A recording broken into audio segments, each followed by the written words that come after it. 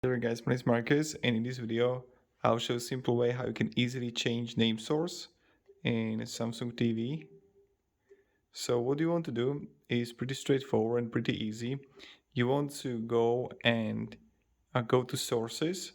You can go also and click here on a source, and then you can have like TV data traveler or whatever like you have, and then you can simply you can have information home, and then you will have option what you have connected directly.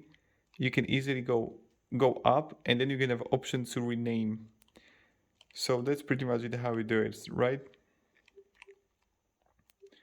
And yeah, so thank you very much guys for watching, and have a great day and goodbye.